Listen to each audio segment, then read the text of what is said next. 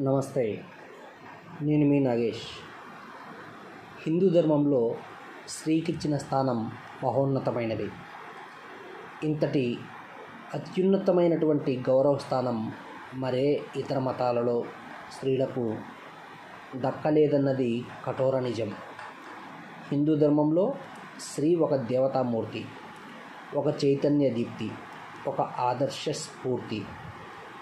ఆమె ఓర్మిలో ఉర్వితో సమానం, ఔదార్యంలో హిమనగసమం.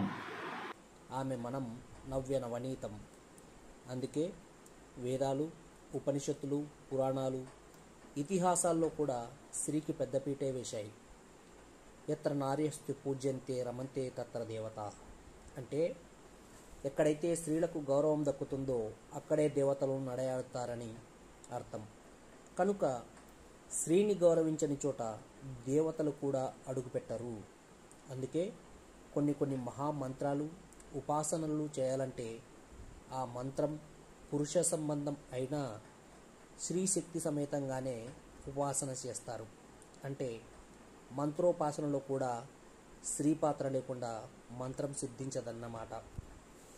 అంతేకాదు శుభకార్యాలు, వ్రతాలు, యజ్ఞయాగాలు మొదలైనవన్నీ కూడా చేయాలంటే భార్య లేకుండా భర్త నిర్వహించడం కుదరదు.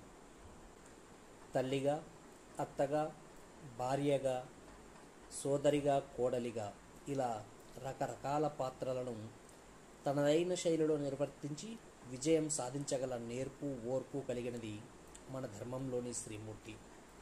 హిందూ ధర్మం స్త్రీ పాత్రల ఓర్పు, నేర్పుల గురించి సహనంతో సపర్యలు చేయడంలో దాసిలాగా, ఇల్లు చక్కబెట్టడంలో, కార్యనిర్వహణలో తెలివైన మంత్రిలాగా, భోజనం పెట్టే విషయంలో ఇష్టాయిష్టాలు, అలవాట్లు, ఆకలి తెలుసుకొని బుజ్జగిస్తూ మాతృమూర్తిని తలపిస్తుంది.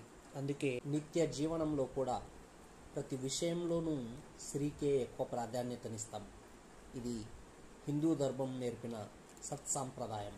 కనుకనే మనం మాటల వాడకంలో కూడా ప్రకృతి పురుషుడు, పార్వతీ పరమేశ్వరులు, సీతారాములు, లక్ష్మీనారాయణులు, భార్యాభర్తలు, అత్తామామలు, తల్లిదండ్రులు, శ్రీమతి, శ్రీ అంటూ శ్రీకే ఉన్నత స్థానం ఇస్తాం.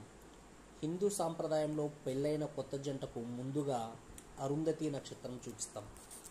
పాణిగ్రహణ సమయంలో కూడా ధర్మేచ, అర్థేచ, కామేచ, నాతిచరామి అన్న వేద మంత్రంతోనే ప్రమాణం చేయిస్తారు.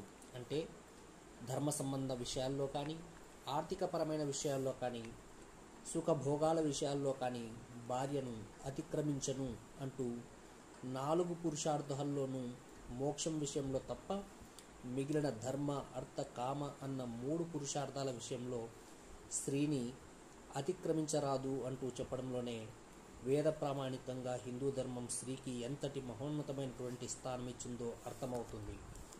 హిందూ ధర్మం తల్లే ప్రత్యక్ష దైవం అంటుంది. అందుకే పాలించే రాజు భార్య, విద్య నేర్పిన గురువు భార్య, ఆప్తమిత్రుని భార్య, మామగారి భార్య వీరందరూ కూడా తల్లి సమానులేనంటూ స్త్రీలకు ప్రత్యేక గౌరవాన్నిచ్చింది. అంతేకాదు ఉపనిషత్తులు మాతృదేవోభవ, పితృదేవోభవ, ఆచార్య దేవోభవ, అతిథి దేవోభవ అంటూ అందరిలోనూ స్త్రీకే ప్రథమ స్థానం ఇచ్చాయి. అంతేకాదు 10 మంది ఉపాధ్యాయుల కన్నా ఒక ఆచార్యుడు, 10 మంది ఉపాధ్యాయుల కన్నా ఒక ఆచార్యుడు, ఆచార్యులు 100 మంది కన్నా ఒక తండ్రి, తండ్రులు 1000 మంది కన్నా ఒక మాతృమూర్తి ఎక్కువగా గౌరవించదగినది అంటుంది మనుస్మృతి. ఒకచోట జగద్గురులు శ్రీ ఆదిశంకరాచార్యులు చెబుతూ కుపుత్రో జాయేత క్వచదపి కుమాతా నా భవతి అంటారు. అంటే చెడ్డవాడైన కొడుకులుండవచ్చునేమో కానీ చెడ్డదైన మాతృమూర్తి ఉండదు అంటూ స్త్రీల యొక్క ఔన్నత్యాన్ని బోధించాడు.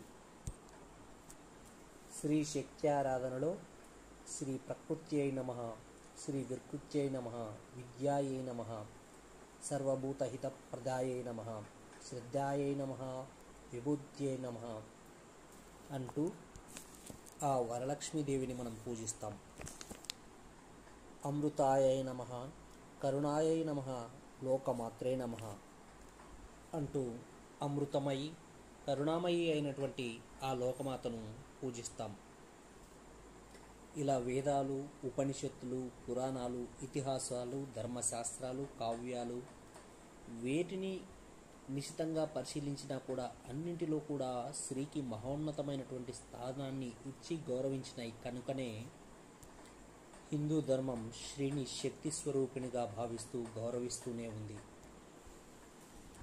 ఒకచోట సామవేదం షణ్ముఖ శర్మ గారు మాట్లాడుతూ, ఎవరు ఏ పని చేయాలన్నా చేసే ఇచ్చ, చేయవలసిన విధానం, తెలియడం, చేయడం ఈ మూడు ఉండాలి. శక్తి ఈ మూడు విధాలుగా పనిచేస్తుంది.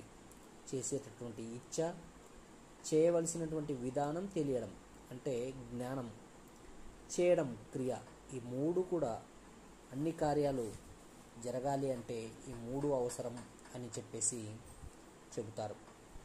వ్యక్తికి ఈ శక్తి ప్రకృతి ద్వారా లభించింది, అంతేగాని ఏ ఒక్కరూ శక్తిని తయారు చేయలేదు.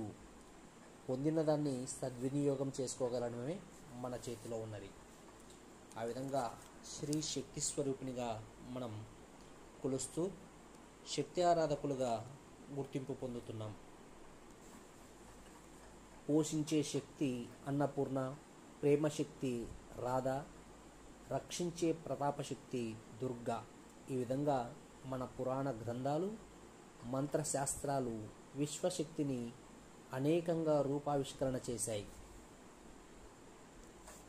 అంతేకాదు ముగ్గురమ్మలు నిజానికి ఒకే శక్తికి మూడు రూపాలే కనుక వీటిని ఏకంగా ఉపాసిస్తూ ముగ్గురమ్మల మూలపుటమ్ముగా మనం కొలుస్తూ ఉంటాం.